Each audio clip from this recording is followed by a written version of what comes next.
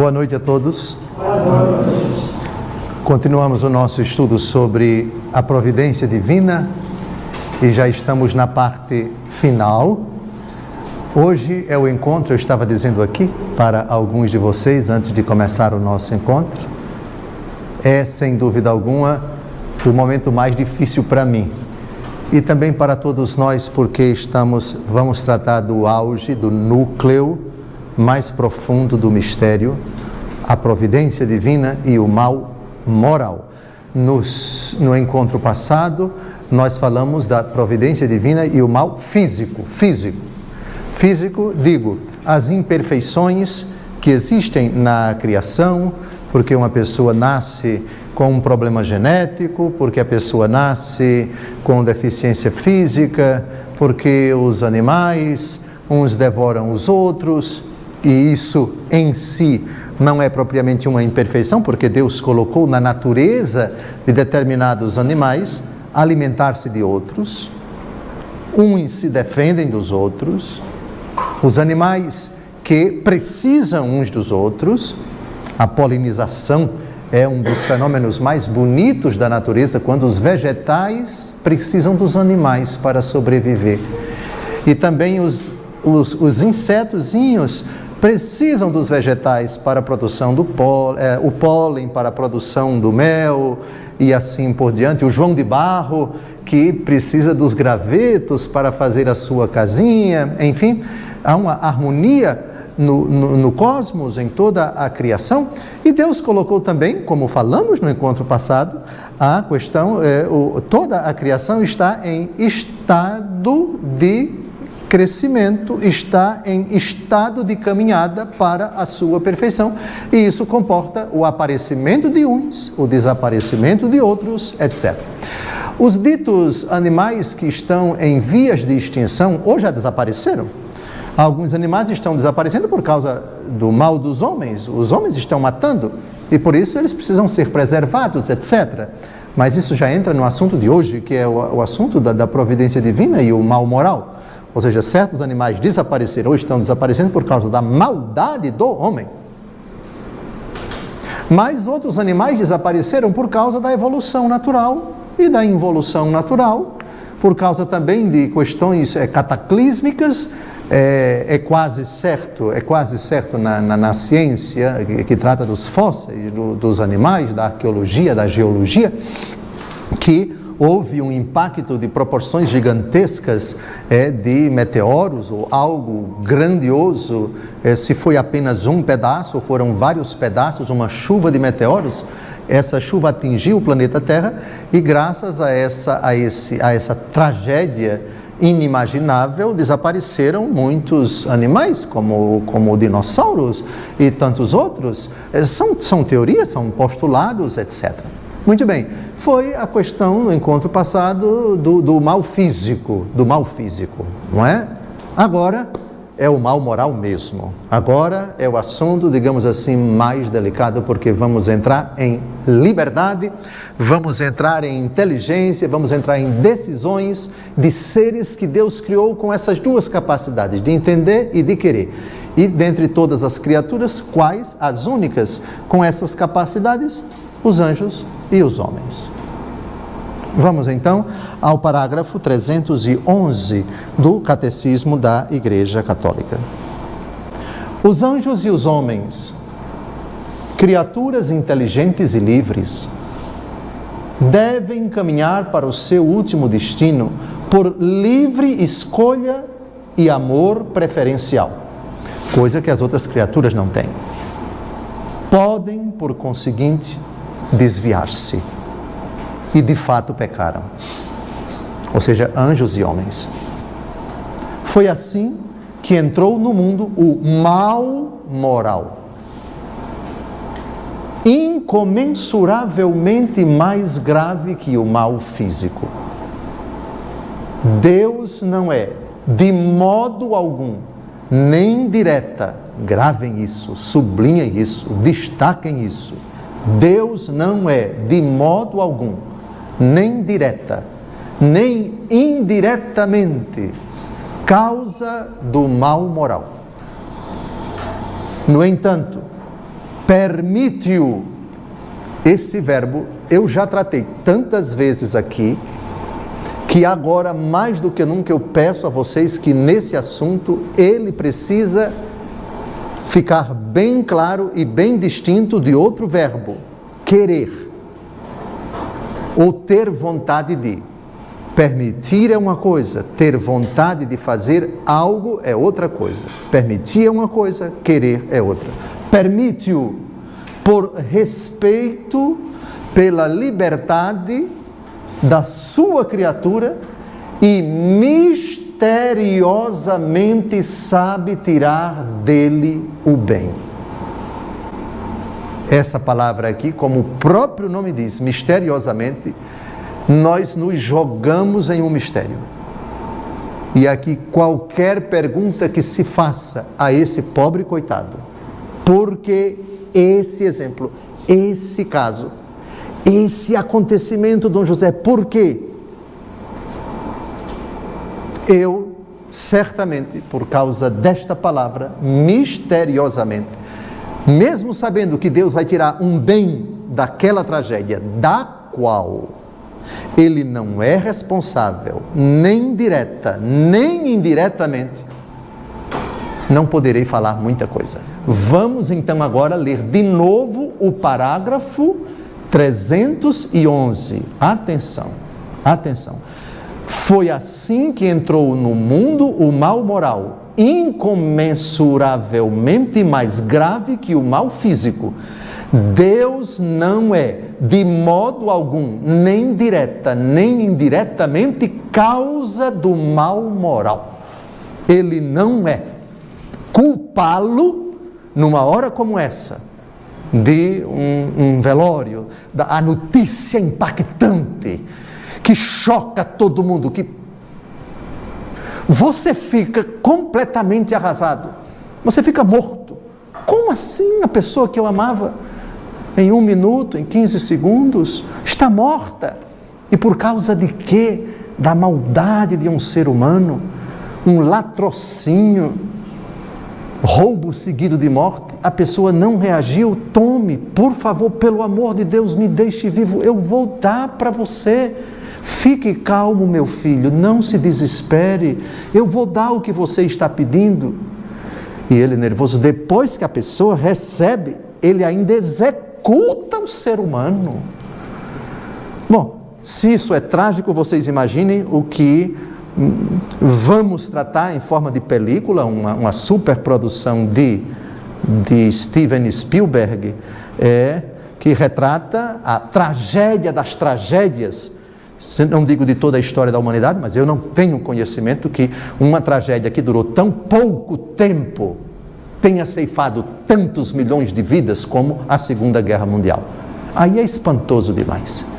Aí qualquer pergunta que se dirija ao bispo, o máximo que eu posso dizer, como Jesus e como São João Paulo II, na hora que levou 3 tiros, ele foi só perguntando até chegar no hospital Gemelli, sangrando, quase morrendo.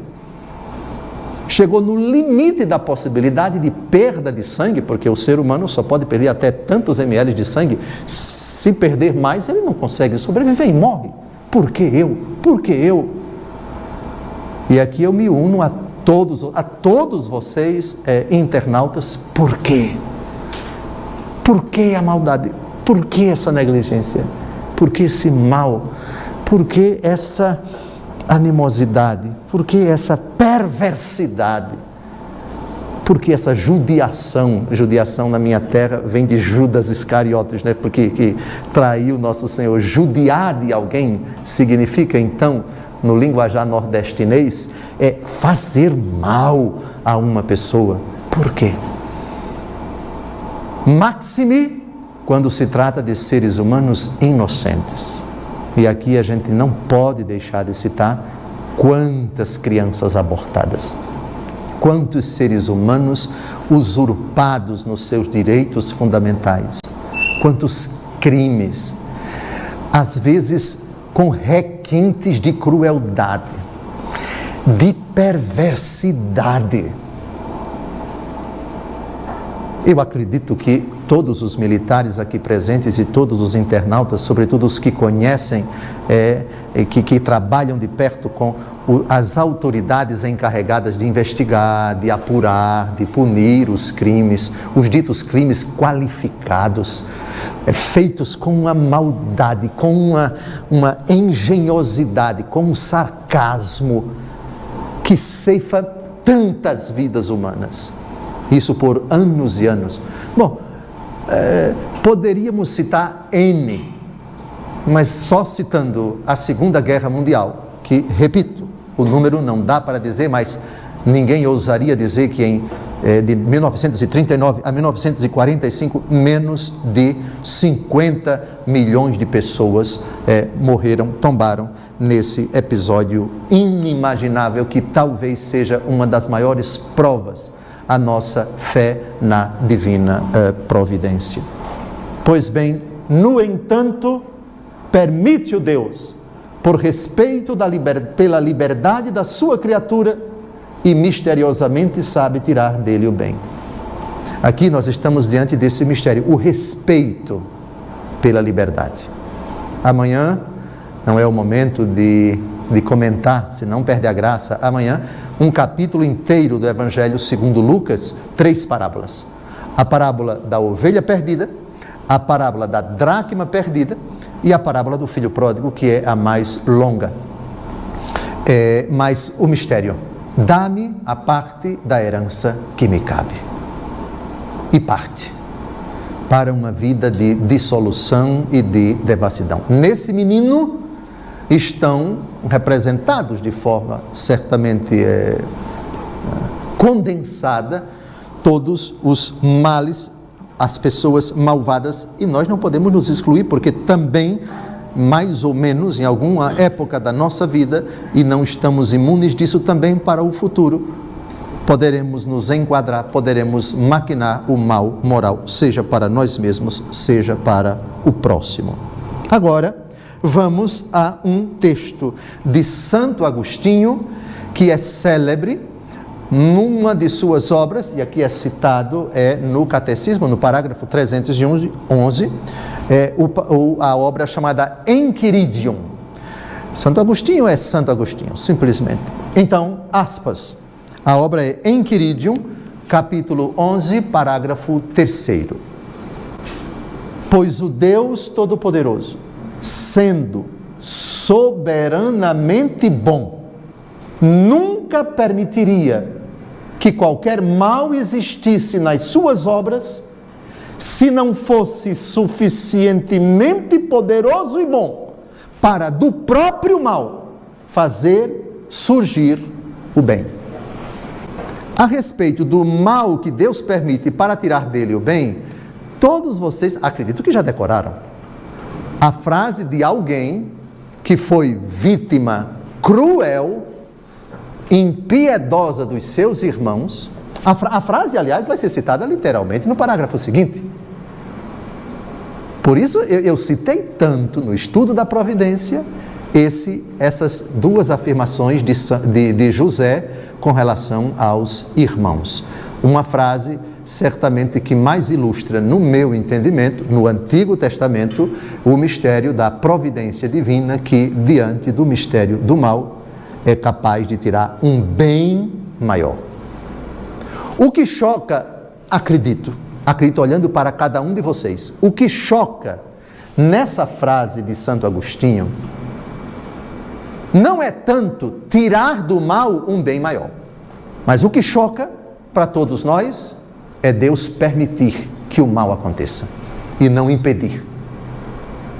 Por outro lado, lembrem-se, por favor, o que eu vou dizer agora não estou teorizando, pelo amor de Deus, eu não estou teorizando. Mas imaginar uma criatura humana, seres humanos, onde na mínima tentativa de se desviar, Deus vai e o impede. Imaginemos agora um exemplo bem simples. O pai e a mãe, cuja criança está engatinhando, ainda não está direito, caminhando, se levanta, dá 2 passos, cai. Como todos nós fizemos um dia. Como vocês, mães, tantas vezes acompanharam os pais também, e a criança cai. Depois que ela aprende a caminhar, ela precisa se divertir, ela precisa ir para o jardim, vai passear, vai fazer isso, vai fazer aquilo outro, e volta e meia tenta colocar na boca determinadas coisas e a mãe não pode, vai e tira, não pode, vai e tira. Muito bem, até aí admite-se. Agora, imaginar uma mãe que 24 horas por dia fique vigiando o filho, fique impedindo-o de tomar determinadas decisõezinhas que são importantes para que a sua personalidade se aperfeiçoe, para que ela aprenda também errando, para que ela sofra também até um pouquinho, como o macaco velho que coloca a mão na cumbuca, precisa aprender a não mais colocar a mão na cumbuca. É claro que temos que guardar sempre as devidas proporções. O que eu quero chegar é nesse ponto. O ponto que eu quero chegar é esse. Imaginar pais que tolhem a qualquer momento, que monitoram a qualquer momento o seu filho, que impedem o seu filho de fazer qualquer coisa. Chega um momento em que o filho vai dizer: então para que ser livre? É claro que é um mistério o dom da liberdade que Deus concede e logo em seguida a possibilidade de abusar dessa liberdade. Por outro lado, aqui está o grande investimento, eu vou dizer com todas as letras, o arriscado investimento de Deus no ser humano, fazê-lo livre. Porque digam se não é uma bomba a liberdade, cheia de belíssimas possibilidades. Possibilidades para o bem. Com relação à língua, por exemplo, no capítulo 2 da carta de São Tiago, a língua que pode ser feita, pode ser bem usada para abençoar a Deus, mas também para amaldiçoar, para dizer coisas horríveis. Um instrumento, a inteligência. Deus nos fez, aqui está o começo do mistério. Façamos o homem a nossa imagem e semelhança. O mistério está aqui. O mistério em Deus.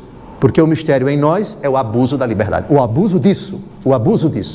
Vós podeis comer de todos os frutos das árvores do jardim, mas não comais do fruto da árvore do bem e do mal, porque no dia em que comerdes, morrereis. Aqui está o mistério. Aqui está a permissão de Deus, e aqui o verbo aparece no caput, ali, por favor, e Santo Agostinho diz: permitiria, Deus nunca permitiria qualquer mal nas suas obras, se não fosse suficientemente poderoso e bom para do próprio mal fazer surgir o bem. É verdade que nós queríamos um mundo onde ninguém abusasse da criatura, onde ninguém nos prejudicasse. Mas fica a pergunta, de fato, depois do pecado, eu me pergunto como seria essa humanidade.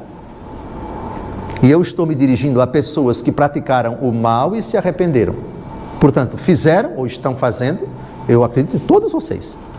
Se somos sujeitos ao mal, somos sujeitos também no mal, somos passíveis de um sincero arrependimento. E isso só é possível livremente. Isso só é possível sem que ninguém nos force, sem que ninguém nos coaja. Na casa do meu pai há comida em abundância, e eu aqui passando fome, vou levantar-me. É claro que a graça de Deus ajudou esse rapaz, mas a decisão dele foi livre. Assim como é belo, é auspicioso, você do pecado fazer a transição para a vida da graça. É a minha grande expectativa, certo, é a liberdade humana bem utilizada, transitando da perversidade para onde ela livremente foi, retornando à casa do Pai. O problema é que quando essa mesma liberdade em outras pessoas nos atinge, essa mesma liberdade, Aí vem a rebelião por vezes, aí vem o choque.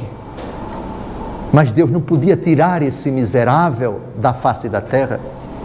E é uma pergunta digna de respeito, que eu sei que muitas pessoas fizeram, que eu sei que vocês internautas fazem. Tanta gente boa morrendo, e esse infeliz está vivo, porque Deus não leva. Não sou eu que estou fazendo a pergunta. Eu só estou dizendo que conheço muitas pessoas, e até humanamente plausível, compreensível, se bem que nem sempre aceitável, que se faça uma pergunta dessa. Permanecerá sempre um mistério, por favor.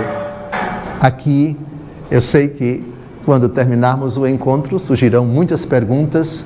Eu me identificarei com todos vocês, não poderei responder nada mais, porque a igreja só vai até aí. A frase de Santo Agostinho realmente ela ajuda bastante a gente a compreender, se não exaustivamente, porque eu disse no começo, são dois mistérios, são dois abismos. O abismo da riqueza, da sabedoria e do conhecimento de Deus, termina São Paulo, capítulo 11 da carta aos Romanos, e o Salmo 63, versículo 7, é um abismo, o coração do homem. São dois abismos, o abismo da providência divina de um lado, e o abismo do coração do homem, que é capaz de fazer, sem Deus, coisas estarrecedoras, de prejudicar, massacrar, de forma cínica. Está pouco ligando se seres humanos vão morrer com aquilo que ele quer lucrar, ele quer que os outros se explodam. É a maldade humana que pode chegar a níveis tresloucados, a coisas assombrosas, pavorosas, espantosas, horrendas. Vocês perceberam que nesses últimos encontros sobre a providência, a gente está tratando pouco da Bíblia, porque a Bíblia não tem um manual para explicar mistérios tão perversos, o mistério da iniquidade. Ela diz palavras, como a gente vai ver agora, José, que é um texto que a gente já repetiu muito, seja quando estudamos o livro do Gênesis, seja quando começamos a estudar o assunto da providência, a Bíblia fala muito pouco, mas o pouco que a Bíblia diz é que deve ser considerado o suficiente para nos sustentar na nossa fé. Sobretudo quem está sofrendo agora, quem já sofreu, e para quando acontecer, Deus nos livre, mas eu não posso garantir, nem a Bíblia, nem Deus Todo-Poderoso, que o tempo que ainda nos resta aqui na face da terra vai ser marcado por essas coisas impactantes, por essas coisas revoltantes, e nessa hora, para que ninguém perca a fé, em nome de Cristo eu peço, a importância desse argumento para a nossa vida espiritual. Parágrafo 312. Assim, com o tempo, não é da noite para o dia, o estudo da providência divina e a experiência do mal não traz, o estudo não traz aqui e agora, digamos assim, certezas matemáticas, não traz seguranças filosóficas, não traz, digamos assim, princípios comprovados que se apliquem a todos os casos, porque cada caso que envolve a maldade humana, ele tem um quê de mistério mais abismal ainda. Então, o mistério do mal é sempre criativo, sempre ele traz um elemento que surpreende policiais, surpreende investigadores, surpreende juiz, surpreende advogado, surpreende Ministério Público, surpreende os cidadãos mais comuns, a revolta, a indignação, o clamor. Nós já vimos os 5 pecados que clamam aos céus, e um deles, que é narrado por São Tiago, vocês já sabem, que é não dar o justo salário ao trabalhador. Não é? É um dos 5 pecados que clamam aos céus. Então são coisas clamorosas E sempre elas aparecem, sempre quando a gente pensa que o ser humano cessou a sua capacidade de maquinar o mal, a gente sempre se depara com uma coisa sórdida, com uma coisa nova, com uma coisa grotesca. Parece que o mal tem uma incrível capacidade de se articular, de se modernizar, não sei se o verbo é esse, de se atualizar, de se espalhar, de jogar os seus tentáculos, de se reorganizar. Oh meu Deus, oh meu Deus, meu Deus. Com o tempo, por favor, é possível descobrir que Deus, na sua onipotente providência, pode tirar o bem das consequências de um mal, mesmo moral. Mal moral significa o mal feito pelo homem, maquinado pelo homem. Aquilo que no ato de contrição, que nós aprendemos, pensamentos, palavras, atos e omissões. Pois bem, mesmo moral causado pelas criaturas. E aqui, como está citado literalmente, não precisamos abrir a Bíblia, porque é a famosa frase de José, quando os irmãos, ele se deu a conhecer aos irmãos, e também depois, quando o velho Jacó já tinha morrido, eles ficaram com medo que José ia se vingar deles. Não fostes vós, diz José a seus irmãos, que me fizestes vir para aqui. Foi Deus. Premeditastes contra mim o mal. O desígnio de Deus aproveitou para o bem, e um povo numeroso foi salvo. Do maior mal moral jamais praticado, qual é o mal moral maior jamais praticado? Matamos Jesus. O Filho de Deus morreu. Deus inocente foi crucificado e morreu no madeiro, tombou no madeiro. Mesmo, atenção, do maior mal moral jamais praticado, como foi o repúdio e a morte do Filho de Deus, causado pelos pecados de todos os homens. Deus, pela superabundância de sua graça, tirou o maior dos bens, a glorificação de Cristo e a nossa redenção. Mas, atenção, olha a sabedoria da igreja, para não deixar nenhuma brecha, mas nem por isso o mal se transforma em bem. Uma coisa é dizer que do mal Deus tira o bem. Outra coisa mentirosa, uma ilação indevida, é dizer que porque Deus tira do mal um bem, que o mal vira bem. O mal é mal. O mal é mal e Deus, repito, não tem nada a ver, nem direta, nem indiretamente, com o mal moral. Permite-o, mas no seu mistério, insondável para nós, mas aceitável pela fé, de joelhos diante de Jesus, vítima dos males morais, aceitamos.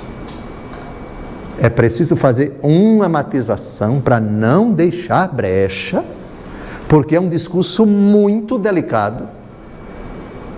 Mal compreendido esse assunto, as pessoas saem com conclusões horríveis, de um Deus malvado, de um Deus omisso, de um Deus que força as pessoas a praticar o mal para que desse mal saia um bem. A Bíblia nunca disse isso, a igreja nunca disse isso.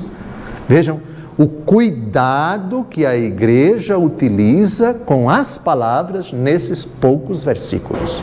Tobias capítulo 2, de 12 a 18. De 12 a 18. Muito bem, de 1 a 11, ele ficou no alpendre da casa, né? Comeu, almoçou e foi descansar. e deixa que caíram nos olhos dele excrementos, fezes de aves. E ele ficou cego. Sim, Tobias 2, de 12 a 18. Pois bem, então, no versículo 10, aconteceu que um dia, cansado desse trabalho, ele foi para a sua casa e deitou-se junto à parede, onde adormeceu. Veja então o que é que acontece. Versículo 11. Enquanto dormia, caiu-lhe de um ninho de andorinhas esterco quente nos olhos e ele tornou-se cego. Algo que nós chamamos no linguajar, essa palavra não aparece na Bíblia, por outro lado ela não é contrária à Bíblia, uma trágica fatalidade. Acaso é que não aparece na Bíblia dizer que as coisas acontecem por acaso, como se elas não tivessem um sentido, como se Deus não tivesse as chaves da história, como se Deus não conduzisse pela sua providência todos os acontecimentos. Acaso é uma palavra que não aparece na Bíblia. Pois bem, então a fatalidade, ou seja, as andorinhas defecaram e o esterco quente cegou. O esterco caiu nos olhos dele e ele ficou cego. Agora vejam, a partir do versículo 12, a interpretação que o velho Tobit, cego, faz. Lembrem-se da interpretação de Jó, lembrem-se da frase de Jó quando recebeu a notícia, no capítulo 1 do seu livro. O Senhor deu, o Senhor tirou. Mas aqui, bendito seja o nome do Senhor. Mas aqui, vejam agora o verbo que ele vai utilizar, que se parece muito com o verbo usado por José. O verbo usado pela igreja e o verbo usado por Santo Agostinho. Vamos devagar? Tobias, capítulo 2, de 12 em diante. Deus permitiu que lhe acontecesse essa prova para que a sua paciência, como a do santo homem Jó, servisse de exemplo à posteridade. Como havia sempre temido a Deus desde a sua infância e guardado seus mandamentos, ele não se afligiu, nem murmurou contra Deus por ter sido atingido pela cegueira, mas perseverou firme no temor de Deus e continuou a dar-lhe graças em todos os dias da sua vida. Mas continua. Assim como o bem-aventurado Jó foi insultado por outros chefes, assim seus parentes e amigos escarneciam de seu comportamento. Onde está, diziam eles, essa esperança, por cujo amor deste esmolas e sepultaste os mortos? Porém, Tobit repreendia-os, dizendo: não faleis assim, somos filhos dos santos patriarcas e esperamos aquela vida que Deus há de dar aos que não perdem jamais a sua confiança nele. Bem, é claro, alguém pode dizer: mas foi um caso isolado. O que me angustia não são casos isolados, são milhares de crianças mortas, é o flagelo da fome, é o flagelo da guerra, tudo muito compreensível. Sim, sem dúvida alguma, mas eu lhes digo apenas aquilo que a igreja diz. Em certos assuntos, e esse é um deles, a sobriedade da igreja. Por isso, esse final, hoje, é a aula mais delicada de todo o nosso estudo. Então, eu quis, de propósito, que a sobriedade do raciocínio fosse a sobriedade da igreja, o catecismo da Igreja Católica.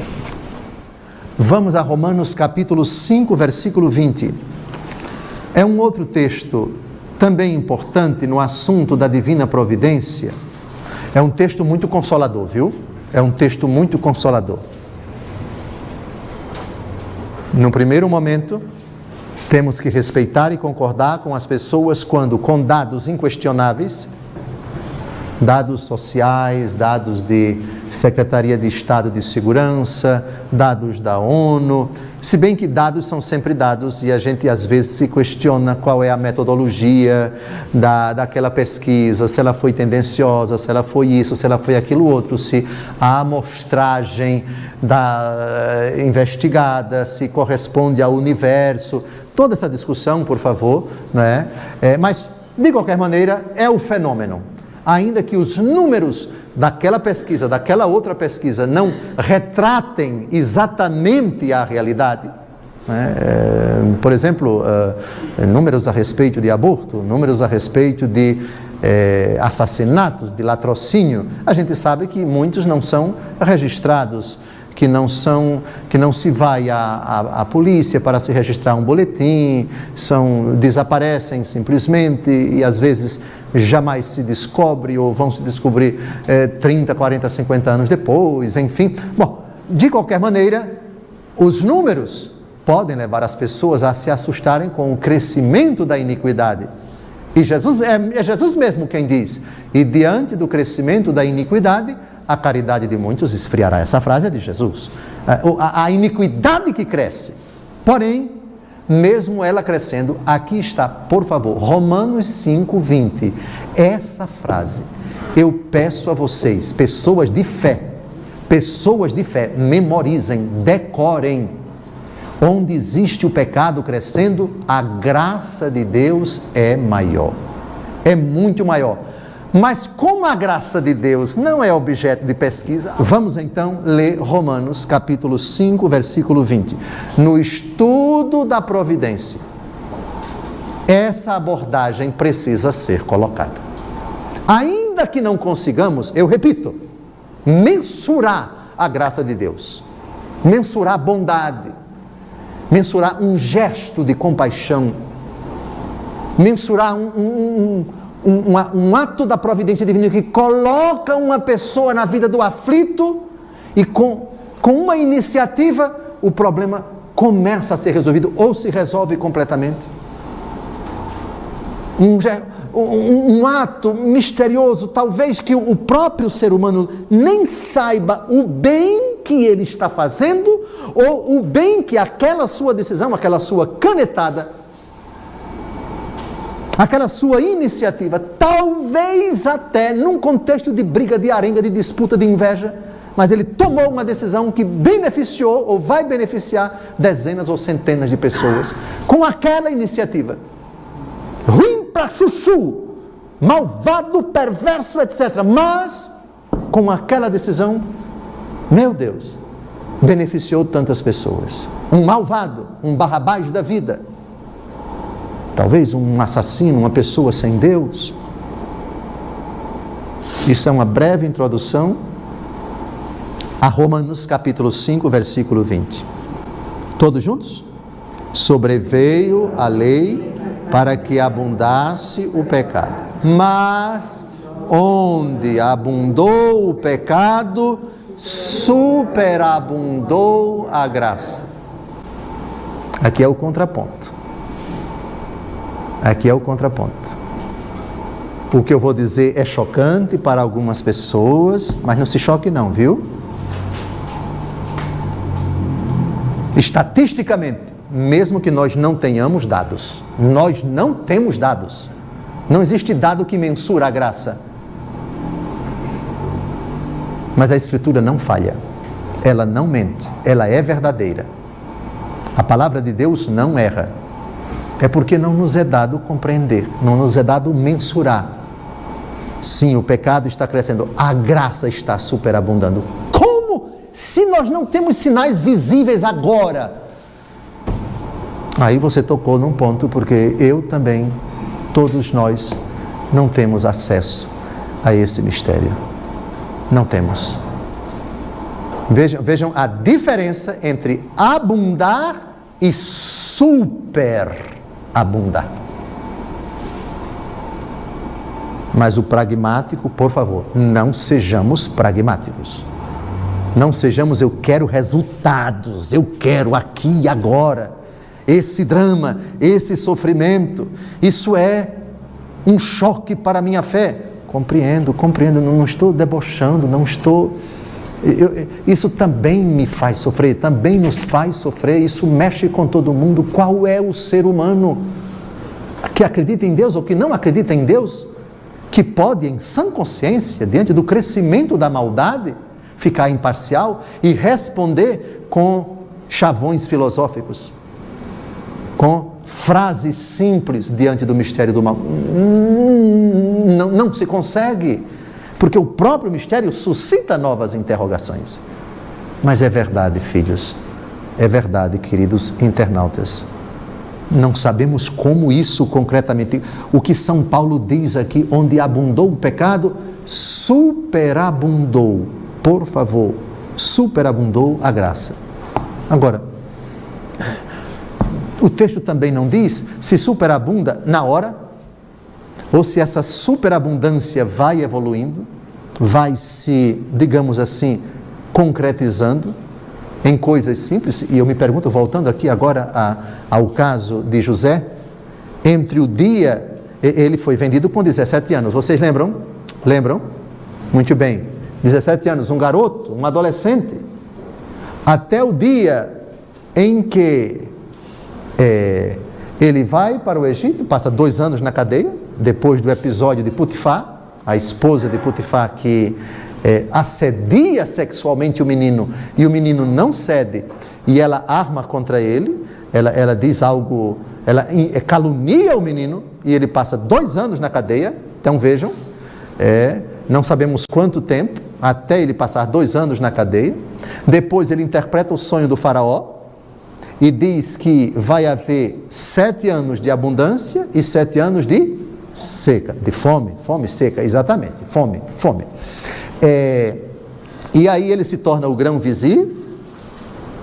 Vejam, 7 anos de abundância, com mais 7 de fome, 14 anos, 2 anos na cadeia, 16, e o interstício, não sabemos desde quando foi vendido até quantos anos ele passou na casa de Potifar, antes de ser preso, quanto tempo passou, mas vamos colocar aí, por favor, pelo menos 16 ou 17 anos, para que Deus tirasse desse mal que foi cometido 16, 17 anos atrás, um bem maior.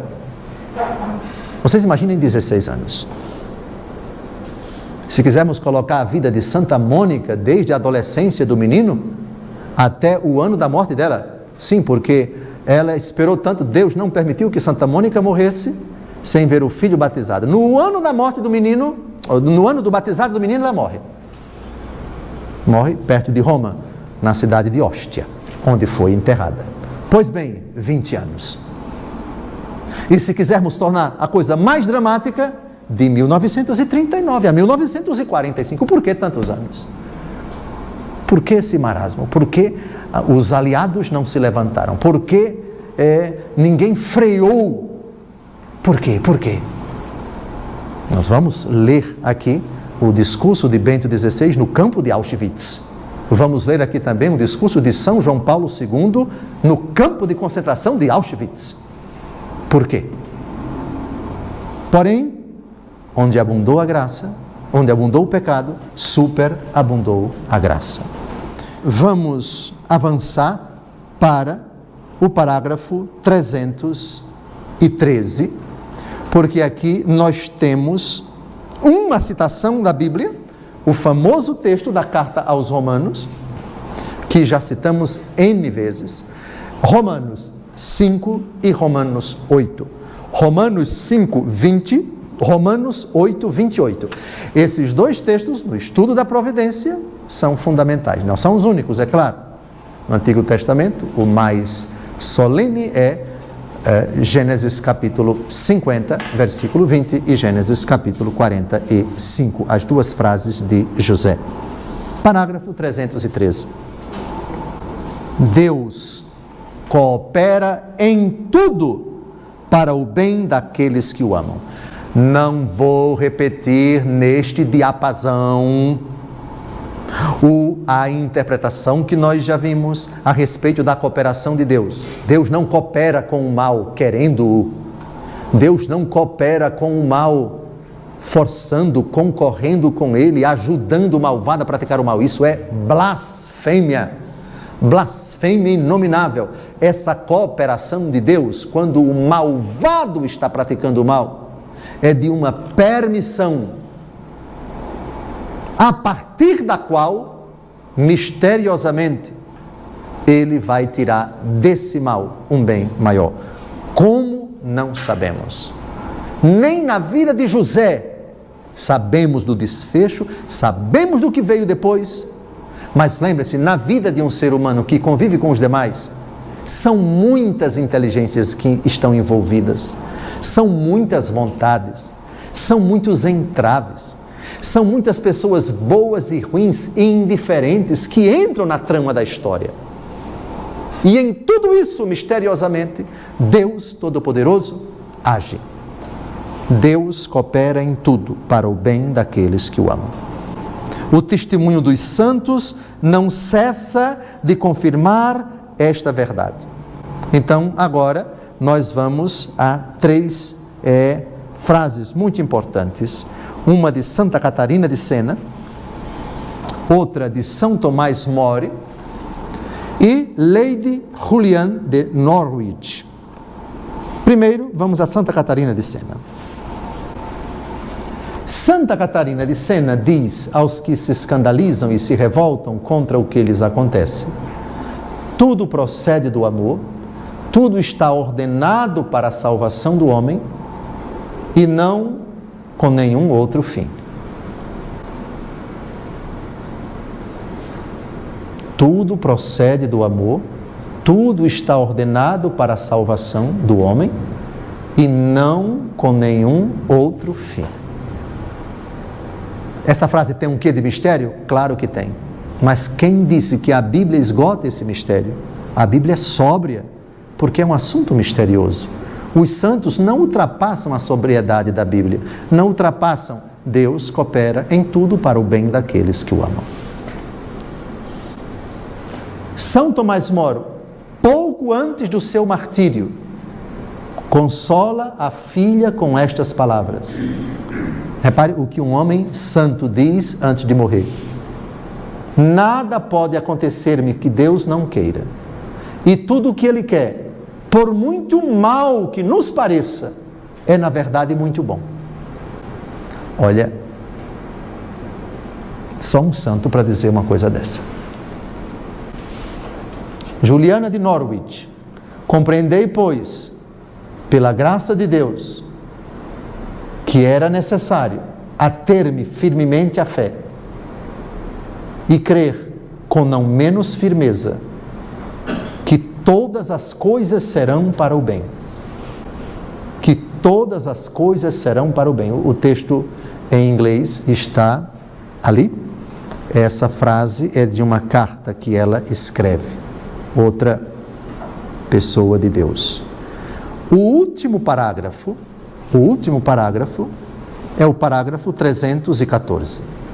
E com ele nós terminamos o estudo da providência, salvo, dependendo das perguntas que vão ser feitas agora, se vai ser preciso alguma matização. Cremos firmemente que Deus é o Senhor do mundo e da história. Muitas vezes, porém, os caminhos da sua providência são-nos desconhecidos. Só no fim, quando acabar o nosso conhecimento parcial e virmos Deus face a face, é que nos serão plenamente conhecidos os caminhos pelos quais, mesmo através do mal e do pecado, Deus terá conduzido a criação ao repouso desse sábado definitivo, em vista do qual criou o céu e a terra. Só no céu, portanto, a gente vai entender, meu Deus, aquele mistério que atingiu tantas pessoas, porque Deus permitiu, como Ele foi conduzindo o seu plano misterioso que ultrapassava a nossa cabeça, que mexia com a nossa fé, que levou tantos, não digo tantos, mas levou muitos, leva muitos e vai levar muitos a ficarem chocados contra Deus, revoltados contra Deus. Onde tu estavas? Por que tu permitiste isto? Por que tu te calaste? Por que tu não puniste? Por que aquela impunidade daqueles maus que riram tanto, que roubaram tanto, que mataram tanto, que estupraram tanto, que prejudicaram tantas vidas? Por quê? Por quê? Por quê? No céu, por favor, só no fim, quando acabar o nosso conhecimento parcial, o nosso conhecimento não, Deus Todo-Poderoso não permitiu que ele abarcasse esse mistério espantoso do mal. Por outro lado, a história da humanidade está nas mãos de Deus. Não conseguimos explicar. Não temos uma explicação cabal, exaustiva, segura, para confortar os corações diante do escandaloso mistério do mal, sobretudo quando ele cresce ou aparentemente se perpetua, está tão consolidado, está tão solidificado que a gente pensa que ele não vai cair jamais, que vai haver uma reviravolta. A sobriedade da Escritura, a sobriedade da igreja, dobrar os joelhos no chão, clamar a Deus, confiar nele e, sobretudo, arregaçar as mangas. Pio XII, o venerável Papa Pio XII, cujo processo de beatificação está em andamento, diz que um dos mistérios mais espantosos diante do mistério da iniquidade é que a impunidade dos maus se deve à covardia dos bons. Quando os bons acordam, não é? Quando os bons arregaçam as mangas e percebem que eles, aqui já é comentário meu, eles são os protagonistas da providência e que a providência age por meio dos bons, por meio dos que não se conformam, por meio dos honestos, por meio dos decentes, por meio dos que reagem, por meio dos que creem que Deus conferiu também poderes aos bons. Outubro agora, mês que vem, canonização da Beata Dulce, na Bahia. Uma gota d'água nessa imensidão de sofrimento, de angústia, de aflição? Eu não creio que é uma gota d'água, não. Eu não. Romanos 5,20, onde abundou o pecado, superabundou a graça. Não é somente Salvador. E em Salvador não é somente a obra da irmã Dulce. Com o máximo respeito às outras, dignifique-se a dela. E com o máximo respeito a dela, dignifiquem-se também as outras. E o mistério da bondade não está apenas em Salvador, mas também em Brasília, também na sua prumada, também na sua catequese, também na sua casa, também no seu trabalho, em toda a face da terra, mesmo não tendo condições de mensurar essa realidade tão grandiosa que, repito, Romanos 5,20, superabunda, ali onde apenas abunda o pecado. Uma feliz semana. Se, dependendo das perguntas, caros internautas, a gente encerra o assunto da providência hoje. Mas, se a minha adorável turma considerar que precisamos desdobrar, o catecismo acaba aqui. A gente terá ainda uma outra aula no próximo sábado. De qualquer maneira, consideramos encerrado o assunto da providência hoje. Boa noite. Boa noite.